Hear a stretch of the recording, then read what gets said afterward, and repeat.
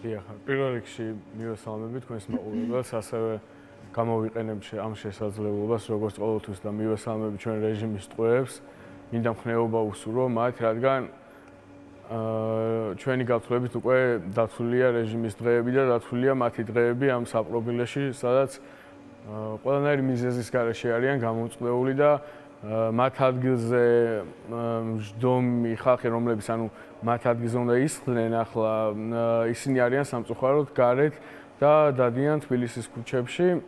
თუმცა ეს რეალობა მინდა მიმართო მათ, რომ ეს რეალობა ძალიან მალე შეიცვლება. რაც შეეხება დაკავებას, ხო აი უშუალოდ დაკავების ფორმებიც კი ძალიან ბევრ მეზე მეტყველებს და არ ვიცი, აი მათგან რაღაც სპეკულაციური ესე რომ ვთქვათ, ფრაზები ისმის, რომ ვისი იდენტიფიცირება შევძელით, მხოლოდ ისინი დავაკავეთ.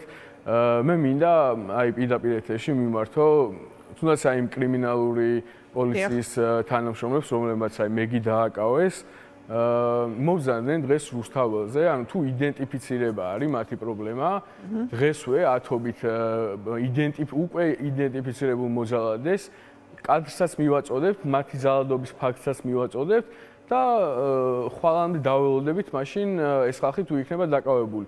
ზუსტად ეს არის შეერთებითი სამართალი და ძალიან წუხვა რომ საკუთარ მაყურებელს და საკუთარ ამომრჩეველს აკადრებენ ესეთ მტკნარ ტყუილებს, რომ აი კახა კალაძე, ირაკლი კობახიძე გამოდიან და საუბრობენ რომ თურმე რამდენიმე პირის იდენტიფიცირება მოხდა, აი მეგის იდენტიფიცირება მოხდა და დანარჩენი ის ხალხი, რომლებიც ჯერ კიდევ ნოემბრიდან მოყოლებული ძალადობს მშვიდობიან მოქალაქეებზე, მათგან არც ერთის იდენტიფიცირება თურმე არ მოხდა, რაც უბრალოდ არა მარტო ჩვენი, მათი ამორჩევლის შეურაცხყოფაა, რადგან არ ვიცი, დღეს უკვე ჩვენ ტექნოლოგიების ერაში ვცხოვრობთ და მარტივად ხელმისაწვდომია ნებისმიერი სახის ინფორმაცია, ხო? ის ვიდეოები, რომელსაც ჩვენ ვნახულობთ და კადრები, სადაც არის ასახული ძალადობა ქალებზე, მცირე იმ ადგილზე, სადაც შევეწოვანი ბავშვების გადაადგილდებიან, მათ შორის სტუდენტებზე და მედიის წევრებზეც კი და ეს კადრები არაერთხელ ვიხილეთ, ხო ჩვენ? ამ კადრებს ესე რომ ვთქვათ, უგულებელყოფენ ისინი და მათგან არის ეს მესეჯ ბოქსი, რომ აი თურმე იდენტიფიცირება ვერ ხდება. დღესვე შემიძლია ამ ეთერში შემიძლია მინიმუმ 10 ეგრეთ წოდებული ტიტუშკის სახელი და გვარი თქვა, რომლებიც შეუძლიათ ხვალ ეს კრიმპოლის თანამშრომლები, რომლებიც სტუდენტებს დაძლებენ და ასევე მათი საქმე დღეს ასფალტის დაცვა იქცა, ხო? და მაგას შევეხები ახლა ცოტა ხანში გუში როგორი იყო პოლიციის ქმედება. კი, მაგასაც ცალკე გითხავთ. კი ბატონო, მანამდე აი ერთი მოწოდება, როგორც რიგითი მოქალაქისგან შეისმინოს ჩვენმა კრიმინალურმა პოლიციამ, რომ მობრძანდეს დღეს რუსთაველზე და აუცილებლად მივაწვით უკვე იდენტიფიცირებულ ტიტუშკებს, თუ მათ ამის სურვილი აქვთ. კი ბატონო, რამდენიმე წუთით ახლა პირდაპირ ეთერში უნდა ჩავთვით, მე დაუბრუნდები ჩვენ სტუდიის სტუმრებს. ჟურნალისტი, პუბლიკას მთავარი რედაქტორი ლიკა ზაკაშვილი, რომელიც დღეს პროკურატურაში იმყოფებოდა გამოკითხვაზე, დღეს ლიკა მისცა ჩვენება გამომძიებლებს და აი დეტალურად აუღწერა თუ როგორ ხდებოდა ისი პროფესიული მოვალეობის დროს, მოკლედ მას როგორ უშლიდნენ ხელს საგამოძიებო უწყების წარმომადგენლები, უფრო მეტიც ლიკამ ვიცი, რომ კონკრეტული სახელები და გვარებიც უთხრა გამოძიებას იმ სამართალდამცველების, რომლებიც მას ფიზიკურ თუ სიტყვიერ თუ შეიძლება ესე ეწოდოს შეურაცხყოფას აყენებდნენ. ლიკა, მოგესალმებით, მადლობა რომ ხარ ჩვენ ხაზზე. მოგვიყევით უშუალოდ კონკრეტულად აი რომელი ინციდენტს ეხებოდა თქვენი გამოკითხვა და რა უთხარით გამომძიებლებს? დიახ, 3 სექტემბერს მელიქიშვილზე დაიგეგმა საპროტესტო აქცია. ეს ის დღეა, როცა გაიხსნა კახა კალაძის საარჩევნო შტაბი, როცა მოვიდა აქციის მარში შტაბთან ძალიან მალევე, სადღაც 1 საათში მე დავინახე, რომ მელიქიშვილის გამზირზე ტროტუარზე აქტივისტი გოგოები და შენობიდან, შტაბიდან გამოსული ქართული ოცნების მხარდამჭერები საუბრობდნენ, ჩანდა რომ საუბარი არ იყო მშვიდი, ამიტომ გადავედი და დავიწყე გადაღება. და გადაღება რომ დავიწყე, ერთ-ერთმა პირმა ლევან ზარდიაშვილმა აქტივისტ გოგოს მიაყენა სიტყვიერი შეურაცხყოფა, რის გამოც ეს გოგოები უკვე ძალიან გაბრაზდნენ და იქვე პოლიცია იდგა თარხნიშვილის კუთხეში და მოუწოდებდა პოლიციას, რომ რეაქცია ჰქონოდათ ამ ფაქტზე, მაგრამ ამის საპასუხოდ ამ ბიჭთან ერთად იყო ზარდიაშვილთან ერთად შუკვანი გიორგი, რომელმაც შემდგომ უკვე 8 სექტემბერს ძალიან კარგად დაგვამახსოვრა თავი, ამ შუკვანმა შეაფუთხა აქტივისტ გოგოებს. მე ხედავდი, რომ პოლიცია არაფერს აკეთებდა, მეც კი ვუთხარი, რომ სამართალდარღვევას ჰქონდა იქ ადგილი და რატომ არ რეაგირებდნენ. ამიტომ რა თქმა უნდა გავაგზავნე ჩემი პროფესიული მოვალეობის შესრულება, ვიღებდი აი მიმდინარე მოვლენას, რა დროსაც ეს ლევან ზარდიაშვილი მოვიდა, ჩამარტყა ხელი, მან ჩამარტყა ხელი სწორედ იმიტომ, რომ მე ვერ გამეგრძელებინა ჩემი პროფესიული მოვალეობის შესრულება და გადაღება, მისთვის ძალიან კარგად იყო ხილული, რომ მეკეთა ბეიჯი, ვიყავი ჟურნალისტი, ვსვავდი კითხვებს, ჩამარტყა ხელი, რომ გამოვარდნოდა მობილური, ამის მიუხედავად გავაგრძელე გადაღება და ძალიან მალევე ეს შუკვანი, რომელსაც იქამდე კითხვების დასმის მომენტში მე ვუთხარი, რომ ჟურნალისტი ვიყავი და მისთვის ცნობილი იყო, რომ მე ვიყავი ჟურნალისტი, მომეპარა ლაჩხულად და შემაფუთხა სახეში, აი ამ ორი ადამიანის წინააღმდეგ. იმიტომ რომ ისინი ცდილობდნენ, რომ მე პროფესიული საქმიანობა ვერ განმეხორციელებინა და ვერ ამესახა მათ მიერ ჩადენილი სამართალდარღვევები იმ კონკრეტულ ადგილას, შევიტანე განცხადება 4 სექტემბერსვე პროკურატურაში.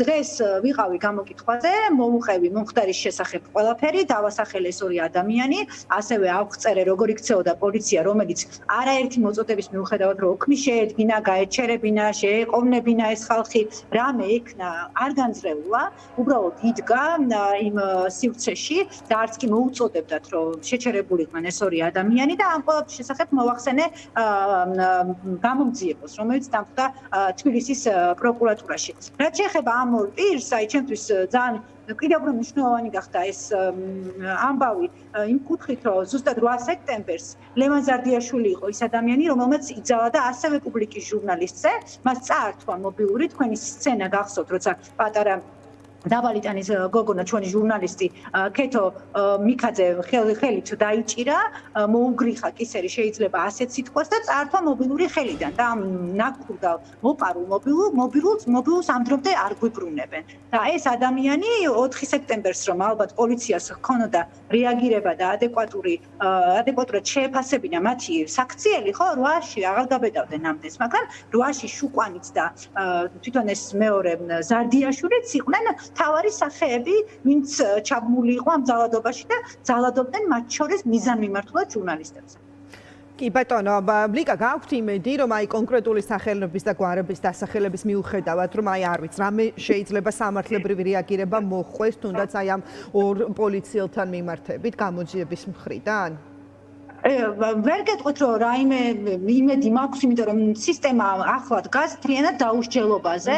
დაუსჯელობაზე ან რაღაცა მოჩვენებით დასჯაზე, რაღაც იმიტაცია, რომ თითქოს ისჯებიან, იმიტომ რომ სხვა შემთხვევაში როგორ წარმოგიდგენიათ, როგორ უნდა გაებედათ ერთმაც და მეორემაც, განსაკუთრებით გიორგი შუკვანა იცოდა, რომ მე ჟურნალისტი ვიყავ, იმიტომ რომ იქამდე მე მას წარუდგინე თავი, უთხარი, რომ ჟურნალისტი ვარ, ხვამდი კითხვას და შემდგომ მოვიდა, მოპარვით, ლაჩხულად შემაფუთხა. იცოდა, რომ ჟურნალისტი ვიყავი და როცა ამას აკეთებ, ხო სავარაუდოდ გაქვს ძალიან მაღალი გარანტია ხელშეუხებლობაზე და იმედი ნაკლებად მაქვს, ის კი არა, მსგავსი ფაქტები შეიძლება განმეორდეს კიდეც ისევ ჩემი მისამართიდან სხვისი მისამართი და არაფერს არ გამოვრიცხავ. უბრალოდ მათ არ აინტერესებთ კანონი, მაგრამ მე მაინც დიდ პატივს ვცემ კანონს, ვცემ პატივს საქართველოს კანონმდებლობას და მინდა რომ ეს საქმეები იყოს დოკუმენტირებული, დღეს თუ არა ამის დრო და შემოიდება თაროზე, მოვადრო, როცა ამ საქმეების გამო ყველა სამართალდამორფი აგებს პასუხს. კი ბატონო, მადლობა, ძალიან დიდი მადლობა ლიკა ზაკაშვილი გვერდთვებოდა დღის ამბების პირდაპირ ეთერში და ბრუნდებით ისევ სტუდიაში. სტუმრებთან ლუკაი, თქვენ გინდოდათ საუბარი, სწორედ გუშინდელი დღე ახსენეთ, ხო? მოგვიყევით აი ეს ფორმები, არ ვიცი, ამაზე გინდოდათ ყურადღების გამახვილება, რა ფორმითაც მოხდა, ხო, უშუალოდ ოფისში შემოსვლა და კიდევ ერთხელ რო ვუთხრათ საზოგადოებას რა იყო მთავარი მიზანი და ფიქრობთ თუ არა, რომ ამას შესაძლოა გაგრძელებაც მოხდეს, იმიტომ რომ ძალიან ბევრი ორგანიზაცია ვიცით. სადაც ესეთი დაინტერესება ყოფილა და შემდეგ აი ამ ორგანიზაციის წარმომადგენლები გამოკითხვებზე დადიან პროკურატურაში, ხო? კი, აი ხას გაუსვავთ თვითონ ოფისში შემოსვლის ფორმებსაც და ზოგადად ანუ ამ ბოლო დროს ნორმად ქცეულ პოლიციის და ეგრეთ წოდებული სამართალდამცავების ქმედებებს.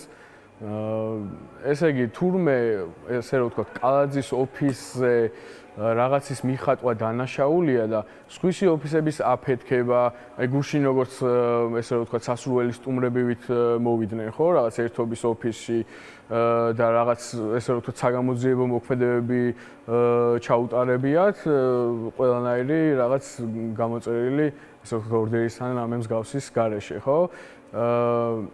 აი ეს თუნდაც წინა წლის მოვლენები, ხო, უამრავი ოფისის შელახვა, გარედან მოხატვა და ეს ყველაფერი იყო მათი ხელწერა. ეს ყველაფერი რაც ახლა დღესდღეობით ხდება არის პასუხი მათ ქმედებებზე.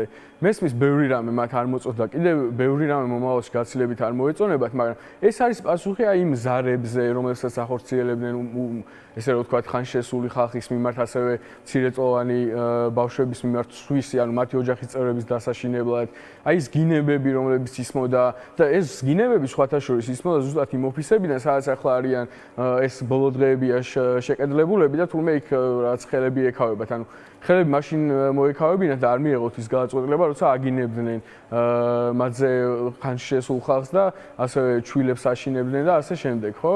ასევე აი ეს ნებისმიერი ქმედება არის პროპორციული და ხაზის გასმა მინდოდა გუშინ ესე რომ ვთქვათ რატო ახსენე რომ აი ასფალტის დაცვა იქსა თქვა ანუ დღევანდელი სამართალდამცავის პირველ პრეროგატივად ხო გუშინ მოყვებოდნენ მარს ესე იგი და აი უკვე ცინიზმში გადავიდნენ ხო აი ვიხმარ მოდი ამ სიტყვას აი ეს პოლიციელი რომელიც მოგმართავდა მანქანიდან აი უკვე ესე რომ ვთქვათ იტყარწებოდა რასაც ქვია აი უკვე ყველანაირი რაღაც სამართლებრივ ფორმას გასცენილი იყო მისი მოთხოვნები და ამის შედეგად დაუტრიალდა მათ ეს მარში და მისმა მე შემდეგ პოლიციის უფროსებს მოუწიათ რაღაც პასუხი გაეცა ჩვენთვის მათ ქმედებებზე ხო აი ამ დამცინავ იმაზე და აი ერთ პარალელს გავავლებ რა აი ომშიც კი როცა ხალხი ომში არ არსებობს ასეთი რაღაც ომის ესე იგი რომანტიკა ქვია რომ როდესაც აი მეორე მხარეს რაღაც მეომარს ხედავ და მიუხედავად იმისა რომ ის მტერია თუმცა ნამდვილად კარგი მეომარია მის მიმართ რაღაც სენტიმენტები მაინც გიჩნდება ხოლმე და აი ეს ცივსისხლიანი ომი რომელიც აქვს წარმოწყებული რეჟიმს ზუსტად აი ჩვენი ჩრდილოეთ მეზობელის და აი აზიური ქვეყნების ხელწერაა სადაც ну არნაირი აი ამდენი ხანია ხო ეს ხალხი ჩვენ ქუჩაში დაგვდევს ანგარიშები დაგვიყადაღეს გვებძვიან არ ვიცი ფინანსურად ოჯახებზე მიდის ზეწოლა ფიზიკურად გვაკავებენ, გაგვიტაცეს არაერთხელ, ფსიქოლოგიური ზეწოლა მიდის, ხო? ანუ როცა გაგვიტაცებენ დაუშვათ აი ეს ფორმები, ხო? აი არ ტელეფონზე მობილურის გამოყენების უფლება არ გვაქვს. ანუ აი ეს ამდენი რაღაც გამოვიარეთ და ხალხი მაინც ვიბრძვით, ხო? ეს რაღაც სიმპათიას მტრის გაგებაშიც კი უნდა გზავდეს, თუმცა არ ვიცი, აი ამ ცივსისხლიანად ესე ვთქვათ, გვიპირისპირებიან და ეს დაპირისპირება დიდხანს არ გაიწელება და დასრულდება აუცილებლად ჩვენი გამარჯვებით. კი ბატონო, მადლობა მარიამ, თქვენ რას გვეტყვით, როგორ ფიქრობთ, მუშაობს საზოგადოებაზე, აი თუნდაც თქვენ თაობაზე ან ხელისუფლებისადმი კრიტიკულად განწყობილ ადამიანებზე აი ეს დაშინების მცდელობა, რასაც რა ფორმებსაც იყენებენ მათი მისამართით, ეს იქნება დაკავების დროს, დაკავებამდე, სხვადასხვა პირების ხელით, ტიტუშკების გამოყენებით თუ ასე შემდეგ. თუ პირიქით იწევს რაღაცნაირად უფრო მეტ სიბრაზეს მოქალაქეებში, აი თქვენ როგორ ფიქრობთ, თქვენი გამოცდილებით, დაკვირვებით? კი ბატონო, როგორც ხედავთ, პროტესტი უკვე ძალიან დიდი დროის განმავლობაში მიმდინარეობს და ამ დიდი დროის განმავლობაში არაერთი დაშინების მცდელობა იყო, არაერთი გატაცების მცდელობა. მათ ყველანაირი მე ვფიქრობ ესე რომ უკვე თითქმის ყველანაირი ხერხი გამოსცადეს რომ რაღაცნაირად მუხტი ჩაგვიხშონ დაგვაშინონ ის რომ სახლიდან აღარ გამოვიდეთ ის რომ დავნებდეთ რომ აღარ ვიფიქროთ ამ თემაზე და აღარ გავაპროტესტოთ მაგრამ არანაირად არ მოქმედებს და არაზროს არ იმოქმედებს იმ ადამიანებზე რომელმაც იციან რა არის მათი სიმართლე და რისთვის უნდა იბრძოლონ. ცოტა უფრო დეტალებში შევალ გუშინდელი კრიმინალური პოლიციასთან დაკავშირებით კრიმინალური პოლიცია გამოჰყვა ჩვენი ერთობის წევრებს, სტუდენტებს თავისუფლებიდან მოჰყვებოდა და ოფისში ესე ვთქვათ შეეჭრათ არანაირი ლეგიტიმური უფლება მათ ამისი არ ჰქონდათ მათ უთხრეს რომ ან სამივეს გადაგიყვანთ რომ რადგან თქვენ ბალაკლავები გეკეთათ, ან ერთი გამომყევითო. ანუ ეს მორიგი დაშინების ხერხი იყო, იმისი რომ ან სამივეს დაგიჭერთ ან ერთი, გაწირავდნენ თუ არა ერთმანეთს, ამას ტესტავდნენ სავარაუდოდ, რაც არასდროს არ მოხდებოდა და საბოლოოდ როგორც კი ლაივით ავედით, ლაივის ჩართვის უფლებაც კი არ მისცეს პოლიციელებმა, რომლებიც უკანონოდ იყვნენ შეჭრილები. როგორც კი ლაივით ავვარდით და ლაივის გადაღება დავიწყეთ, ზუსტად ერთ წუთში პოლიციელები იქ უკვე აღარ იყვნენ, რადგან იცოდნენ, რომ ისინი სამართლებრივად არ მოქმედებდნენ და ასე რომ ვთქვათ, გაიპარნენ სამარცხვინოდ. კი ბატონო. ოდიში აი მცირე რეპლიკას ვიხმარ. ესე იგი დღეს მინდა ასევე დავაანონსოთ აქცია მეგისთვის შვიცარზე, შევიკრიბებით ფილარმონიასთან, იქნება ეს ერთობის აქცია. და მინდა მოუწოდო ხალხს, რომ ასევე შემდეგ გადავინაცვლებთ ამ უშუალოდ ესე რომ ვთქვათ კრიმინალის ადგილთან, სადაც ეს აქტი განხორციელდა.